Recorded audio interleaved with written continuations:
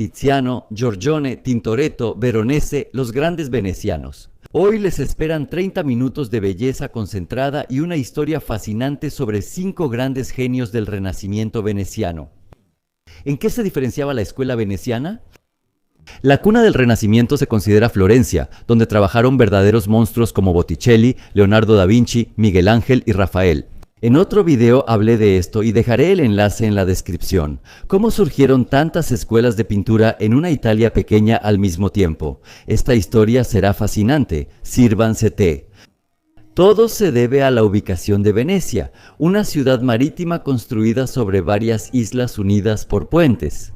En el siglo XIV no estaba conectada al continente. El primer puente ferroviario llegó en 1846 y el de autos en 1933. Toda Italia era como un mosaico de estados y repúblicas independientes, y Venecia, al igual que Génova, era la ciudad más rica y desarrollada de Italia, ya que era el puerto más importante que conectaba a Europa con el resto del Mediterráneo, principalmente por la ruta de la seda.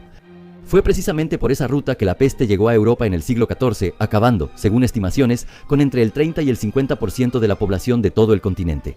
La población de la República de Venecia, la primera afectada, disminuyó catastróficamente un 60%. La epidemia eliminó a casi todos los profesionales. Como mencioné en el video del Renacimiento, en la Edad Media los oficios se enseñaban solo de maestro a aprendiz. Como no existía la imprenta y los libros eran caros, solo los ricos y la iglesia los tenían. Por la epidemia, se perdieron cadenas de oficios artesanales únicos como la pintura, provocando una interrupción. Con raíces bizantinas, Bizancio, la parte oriental del Imperio Romano, se distingue por la ortodoxia y su pintura eclesiástica. Además, la ubicación misma de Venecia sobre canales hacía que el nivel de humedad fuera tan alto que ningún fresco podía conservarse. Por eso, una etapa inicial clave del Renacimiento en Florencia, como la pintura mural eclesiástica, no existía en Venecia al inicio de este periodo. En esta ciudad, la pintura se centraba en iconos bizantinos, pero con la llegada del óleo, este estilo pronto predominó. Y así, a mediados del siglo XV, la República de Venecia comenzó a abrirse al resto de Italia y finalmente a integrarse en su espacio. En Florencia, en ese momento ya estaba en pleno auge el periodo del Renacimiento, y sus ecos llegaron también a Venecia, y se mezclaron con los excesivos ornamentos bizantinos y orientales. Surge una nueva dirección llamada Renacimiento veneciano, caracterizada por un uso más audaz del color y mayor dramatización de los temas. Y todo comenzó con Bellini, Giovanni Bellini. Giovanni Bellini es considerado el fundador del Renacimiento veneciano. Sabemos poco sobre su biografía temprana. Los historiadores del arte discuten sobre la fecha de su nacimiento, pero la mayoría coincide en que fue en 1433. Nació en la familia del pintor Venez, un artista influyente de Venecia, quien tenía su taller, donde Giovanni fue aprendiz hasta los 30 años. Luego abrió su taller y comenzó a pintar retratos de la nobleza local, logrando éxito rápido. En 1464 obtuvo su primer encargo estatal. Aquí es importante hablar sobre la estructura del oficio de la pintura en Venecia y en toda Europa. Para dedicarse a la pintura era necesario unirse a un gremio. El gremio era como un sindicato. Supervisaba estándares de calidad, ofrecía protección legal a los pintores, ayudaba a conseguir clientes y apoyaba a las familias. Tras la muerte o enfermedad del pintor, por todo esto los pintores pagaban cuotas. Sin ser miembro del gremio, un pintor no tenía derecho a abrir un taller ni a poner su nombre en la obra. El gremio veneciano Arte dei Depentori controlaba todo el negocio del arte en la República. En ese tiempo no había escuelas de arte. Para convertirse en artista, solo había un camino: convertirse en aprendiz de un maestro, trabajar para él durante 5 a 7 años, luego convertirse en oficial, trabajar algunos años más y finalmente crear una obra de graduación que sería aprobada y vendida por una comisión especial. Solo entonces el artista recibía el título de maestro. Antes, su nombre y aportes no le pertenecían. Todo era del maestro, por eso solían limitar a los aprendices y no les permitían hacer su trabajo final. Solo tras obtener el título de maestro, el artista podía abrir taller, tomar aprendices y firmar sus obras. En esa época las pinturas casi no se firmaban, por eso es difícil atribuir obras de entonces. La pintura era un oficio común. No van a firmar cada olla que hayan modelado, ¿verdad? Después de abrir el taller, entraba en juego el segundo aspecto, el comercial, buscar clientes, el cliente más importante. En esa época, la Iglesia Católica financiaba pinturas de catedrales y la nobleza pedía retratos oficiales. Como mencioné, los frescos no sobrevivían al clima húmedo de Venecia. Por eso, a diferencia del resto de Italia, la nobleza de la ciudad podía competir con la iglesia en importancia como cliente. Esto, por supuesto, impactó mucho en los temas y en lo atrevidos que eran los artistas al experimentar. La nobleza no te castigará si pintas un retrato con una pose o vestimenta provocativa. El título de artista estatal de la República era muy honorable, pues permitía pintar los primeros retratos oficiales. A los dogos venecianos, así se llamaba a los jefes elegidos de por vida de la República de Venecia, quienes tenían poder ilimitado, pero en esencia eran monarcas electos. Estos retratos eran una unción ritual para el liderazgo de la República, se exhibían y servían como la mejor publicidad para el artista. Regresando a Giovanni Bellini, en 1464 recibió su primer encargo estatal para un políptico en la iglesia de San Sanipolo.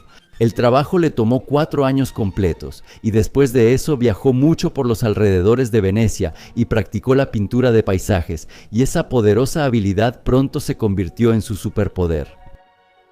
A los 37 años el padre de Giovanni murió y no le dejó nada, molesto porque Giovanni abrió su propio taller en vez de seguir el negocio familiar.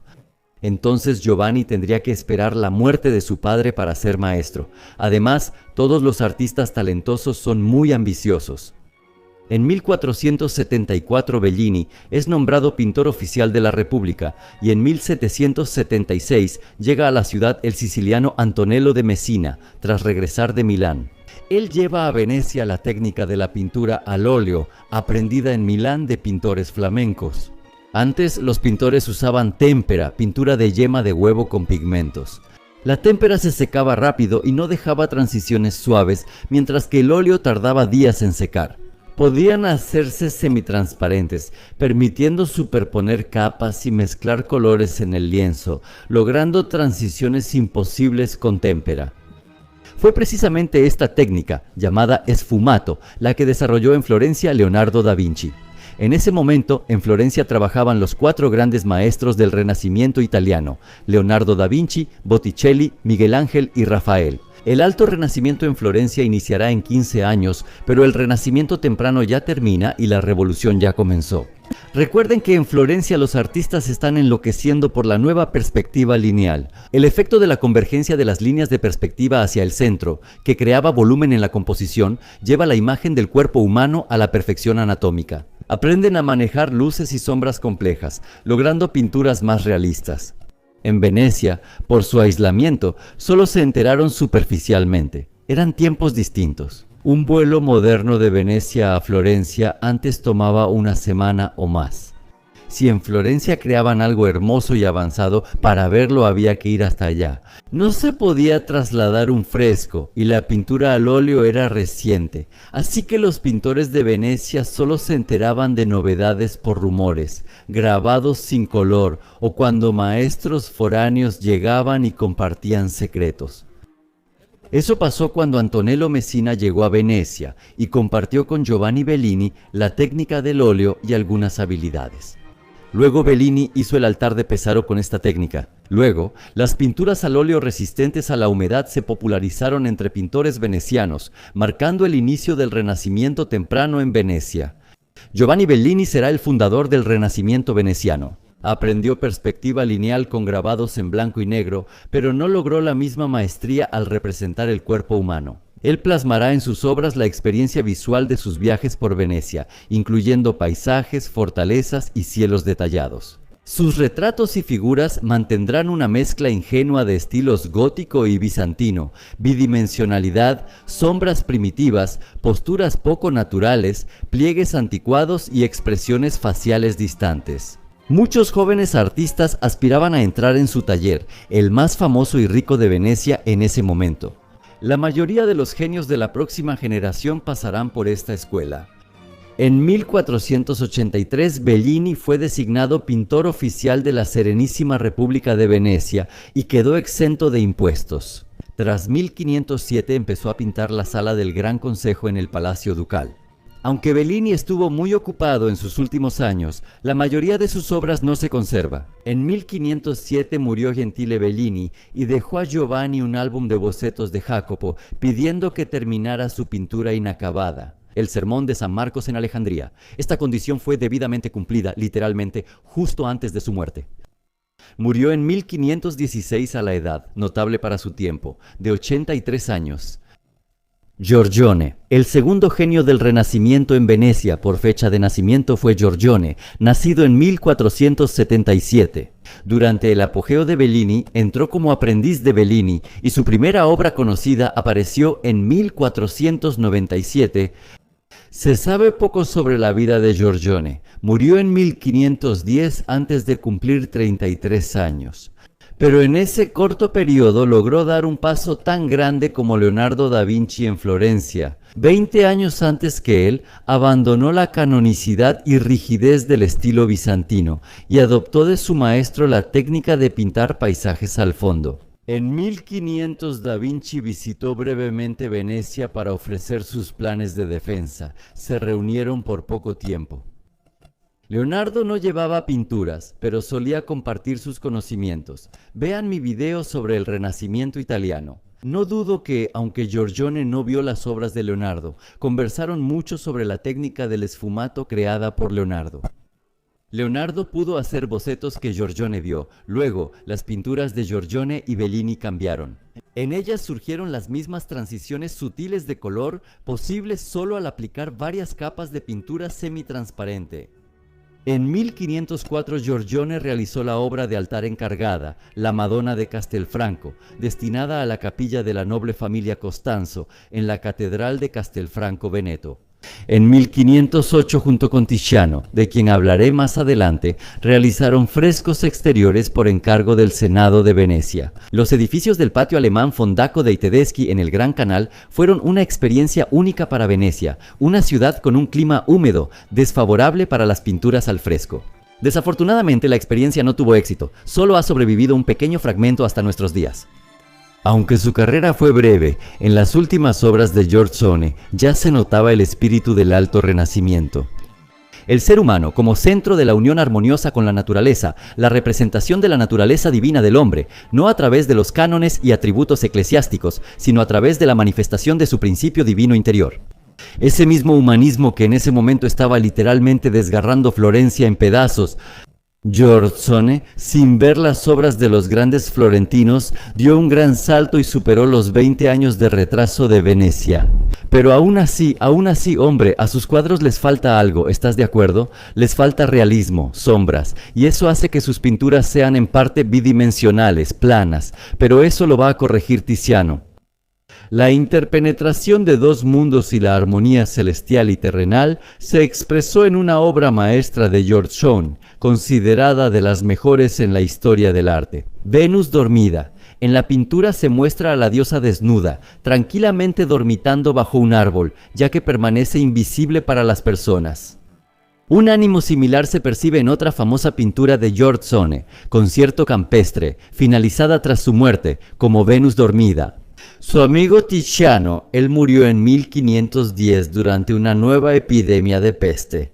Dejó tras de sí una huella corta, pero inmensamente intensa, y pasó la estafeta a su mejor amigo, Tiziano Tiziano. Los historiadores del arte coinciden en que Tiziano nació en 1488, 11 años después de Giorgione. Desde joven mostró talento para la pintura y fue aprendiz. Por eso a Bellini se le llama el patriarca del Renacimiento veneciano.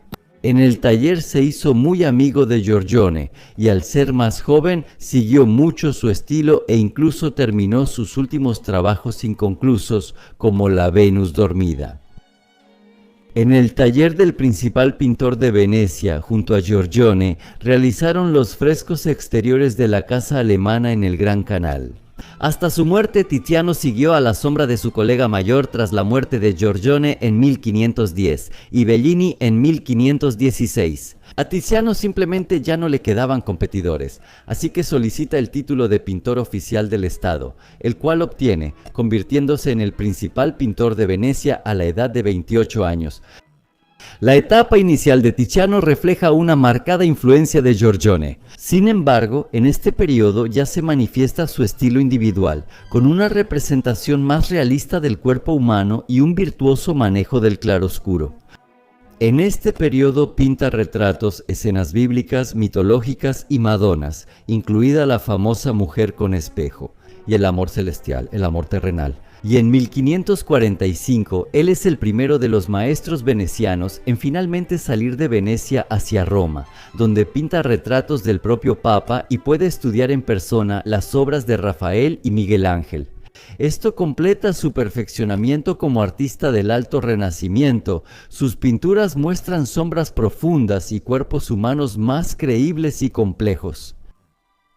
La maestría de Tiziano crece hasta tal punto que su fama se extiende mucho más allá de Venecia. Incluso fue recibido por el jefe del Sacro Imperio Romano, el emperador Carlos V, quien le prometió su patrocinio.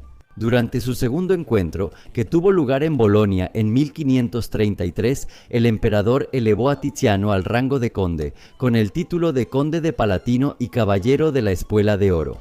Como pintor de la corte también contó con el patrocinio de Federico Gonzaga, duque de Mantua. Gozaba de una enorme influencia y respeto, y en su época era considerado el principal artista de Italia.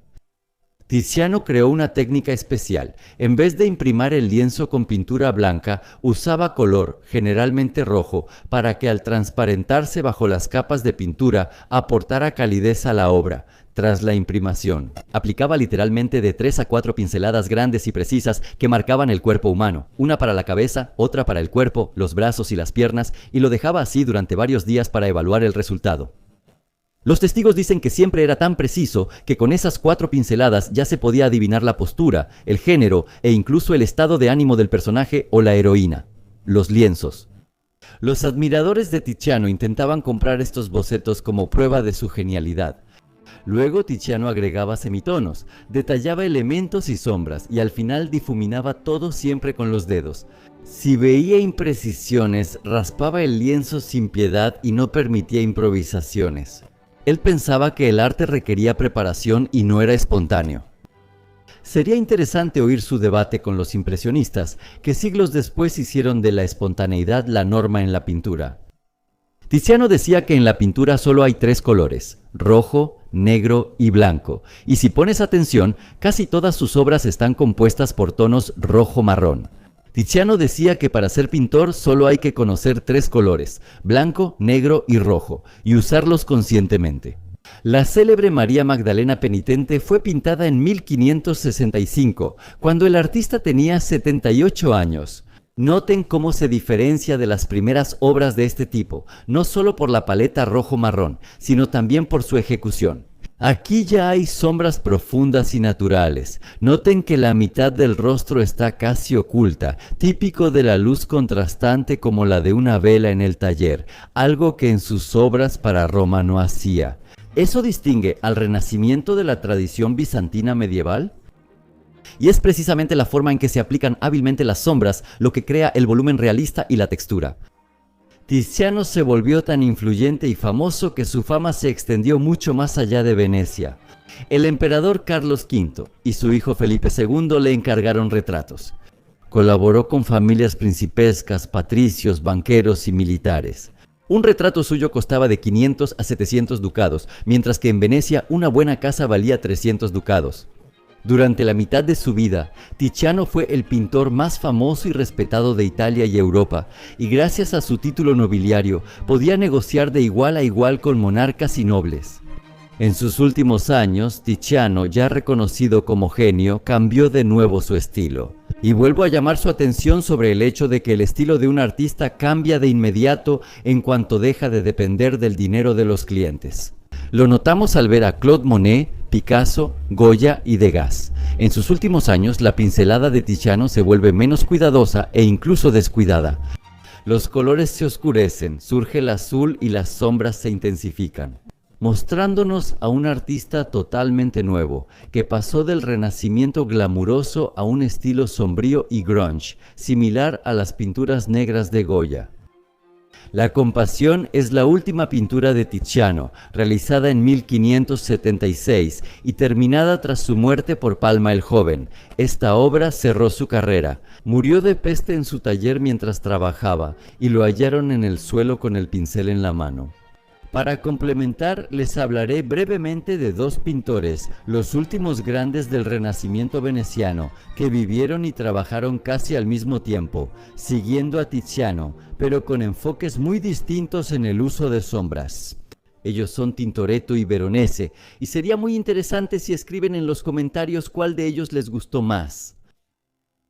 Tintoretto nació en 1518 cuando Bellini y Giorgione ya habían muerto y Tiziano empezaba a ocupar su lugar.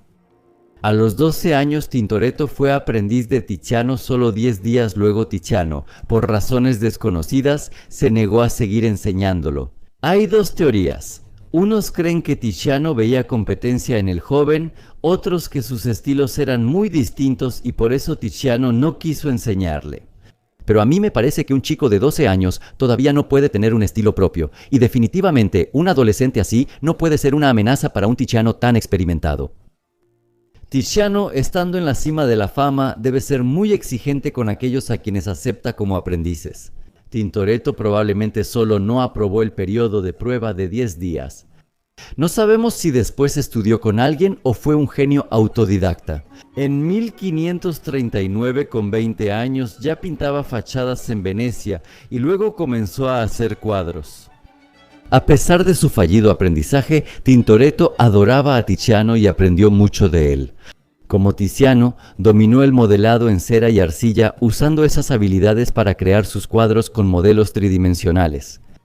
Hacía casas de muñecas con personajes para encontrar la iluminación y composición ideales usando esos modelos. Recuerden esto, nos servirá para futuras interpretaciones de sus cuadros. Como Leonardo da Vinci, él estudiaba cadáveres en institutos y hacía bocetos para replicar con precisión la anatomía humana en sus pinturas. Ahí se acostumbró a trabajar en la oscuridad. Esto le permitió, sin salir de Venecia, acercarse en la maestría del cuerpo humano al genio florentino, que vivió medio siglo antes. Tintoretto logró su primer éxito a los 30 años en 1548 con El Milagro de San Marcos. El lienzo, finamente elaborado, con sombras dramáticas profundas y una dinámica increíble, causó gran revuelo entre el público veneciano. Después de eso, llamó la atención y empezaron a acercarse grandes clientes. A Tiziano, quien ya reinaba en la ciudad a sus 60 años, trabajaba sobre todo para clientes extranjeros. Otras ciudades de Italia eran otros estados, recuerden. A la ciudad le faltaba talento joven y ese espacio lo llenaron Tintoretto y Veronese. Tintoretto trabajó sobre todo para cofradías religiosas, por lo que la mayoría de sus obras son de temas religiosos. Pero echemos un vistazo más de cerca a sus obras, en qué se diferencian de las de Tiziano, y de inmediato vemos que es por el contraste máximo de las figuras, la mitad de las cuales literalmente se hunden en la oscuridad. Los detalles en las sombras de sus pinturas se vuelven prácticamente indistinguibles. Los investigadores creen que así él resaltaba la lucha eterna entre luz y oscuridad, pecado y santidad en temas religiosos. Y esta es otra suposición bonita pero infundada que me parece forzada. Los propios temas siempre representaban la lucha del bien contra el mal. Al recordar que él creaba sus cuadros con maquetas y frecuentemente trabajaba en la oscuridad, es claro que ese contraste surge porque reproducía exactamente las figuras y cuerpos que las velas revelaban en su taller. Sombras tan densas no existen de día, el aire dispersa la luz solar y las sombras reales son mucho más suaves. Sin embargo, todos hemos visto que una vela o una linterna siempre ilumina solo la mitad de un objeto, dejando la otra mitad en la oscuridad.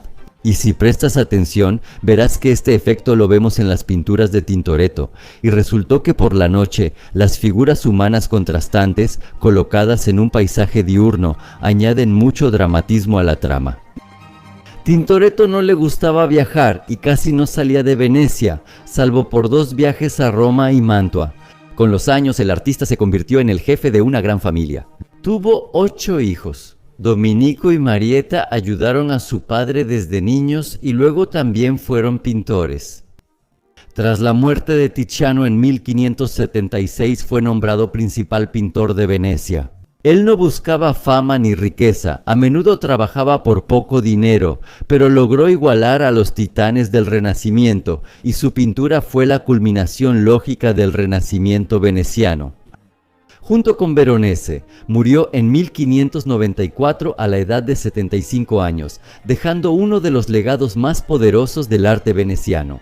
Paolo Veronese nació en Verona en 1528, 10 años después que Tintoretto, en una familia de talladores de piedra. Verona era la parte continental de la República de Venecia. Desde niño mostró talento para la pintura.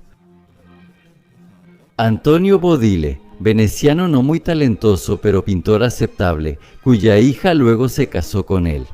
Pronto superó a su maestro y a los 20 años obtuvo el título y comenzó a trabajar solo. En 1551 la rama veneciana de la familia Giustiniani encargó un retablo para su capilla en San Francesco de la Vigna. Y al año siguiente, el cardenal Ercori Gonzaga le encargó un retablo de la Tentación de San Antonio para la Catedral de Mantua. En 1553 Veronese recibió un gran encargo en Venecia, decorar el techo de la sala del Consejo de los 10 en el Palacio Ducal. Así el pintor de 25 años se mudó a Venecia. Tiziano, y ya lo estaba alcanzando el joven Tintoretto.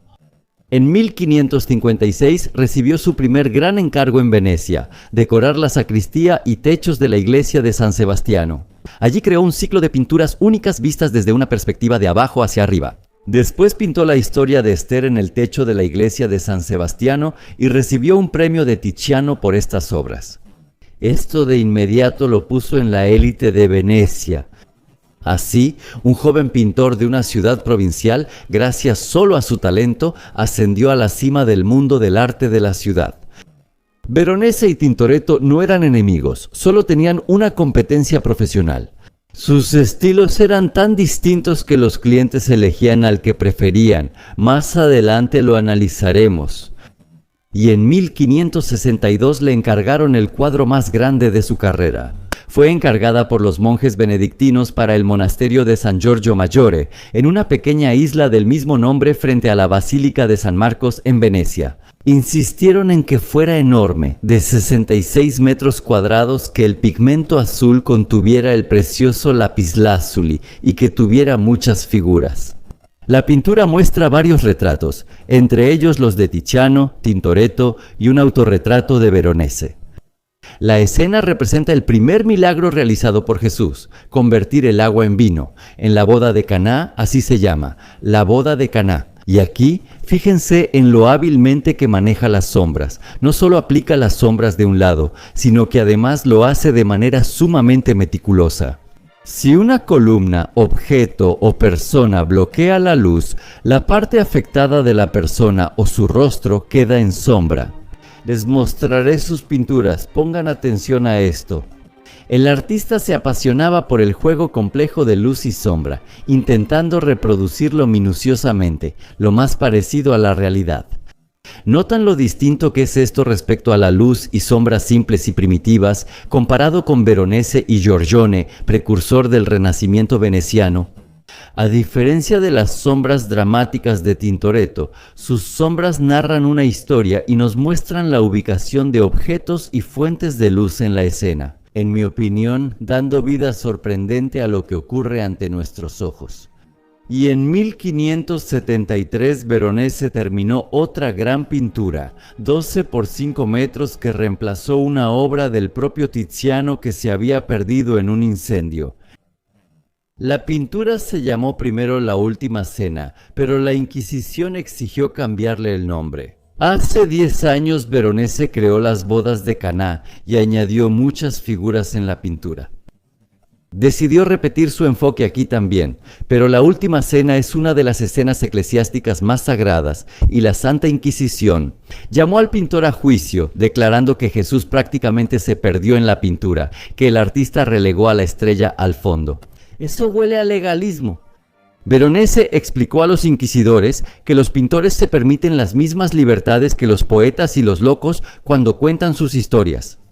Pero los sacerdotes fueron implacables y exigieron que rehiciera la pintura. Veronese se negó y simplemente cambió el nombre de la obra a La fiesta en casa de Leví. En eso quedamos. Es uno de los artistas más destacados de la escuela veneciana. Su influencia en estilos posteriores permite clasificar sus obras como prebarroco. Gracias a la elegancia de las formas, el gusto por los efectos de luz, el realismo, el claroscuro y el carácter decorativo de las composiciones. Murió en 1588 a la edad de 60 años, 6 años antes. Tintoretto, quien abrió el camino hacia la siguiente transformación del arte barroco, de la cual pronto les hablaré. ¿Quién les gusta más, Tintoretto o Veronese? Escríbanlo en los comentarios. Amigos, recorrimos juntos un periodo emblemático del Renacimiento, abarcando 5 genios y 150 años. En el siguiente video avanzaremos más.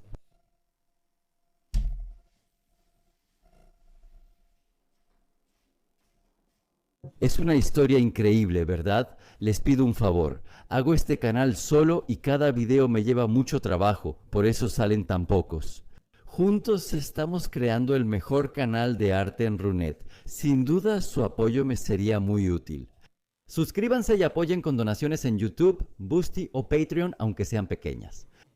Enlaces en la descripción. Gracias por ver. Hasta luego.